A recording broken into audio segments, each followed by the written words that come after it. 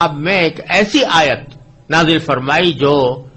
اپنی عظمت کے اعتبار سے، فصاحت و بلاغت کے اعتبار سے، جامعیت کے اعتبار سے، تاثیر کے اعتبار سے قرآن کی بڑی عظیم آیت ہے، اور اس کو آیت الکرسی کہا جاتا ہے۔ اور اس میں یہ بات بھی صراحت کے ساتھ کہہ دی گئی ہے کہ اللہ تعالیٰ کی بارگاہ میں کسی کی سفارش نہیں چلتی سوائے اس کے کہ اللہ تعالیٰ خود ہی کسی کو اجازت دے دے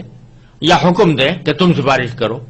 تو بے شک پھر اس کی سفارش اللہ تعالیٰ قبول فرما لیتے ہیں۔ لیکن جو اللہ تعالیٰ کی مرضی کے بغیر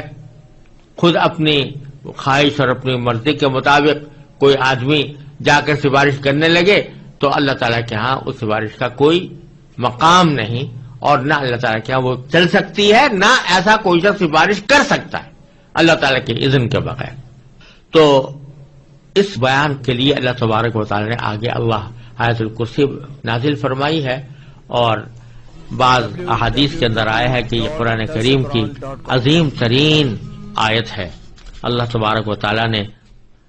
قرآن عظیم سب سے زیادہ عظمت والی آیت یہ نازل فرمائی ہے۔ اور حضرت ابو ہریرہ رضی اللہ تعالیٰ عنہ کی ایک روایت میں رسول کریم صلی اللہ علیہ وسلم کا یہ ارشاد منقول ہے کہ سورہ بقرہ میں ایک آیت ہے جو سیدۃ آیات القرآن ہے، یعنی قرآن کریم کی آیات کی سردار ہے، اور اس میں یہ بھی مذکور ہے کہ جس گھر میں وہ پڑھی جائے شیطان اس سے نکل جاتا ہے۔ اور سنن نسائی کی ایک روایت میں ہے کہ رسول اللہ صلی اللہ علیہ وسلم نے ارشاد فرمایا کہ جو شخص ہر نماز فرض کے بعد آیت الکرسی پڑھا کرے تو اس کو جنت میں داخل ہونے کے لیے موت کے سوا کوئی چیز مانع نہیں ہوگی، یعنی موت کے بعد فوراً وہ جنت کے آثار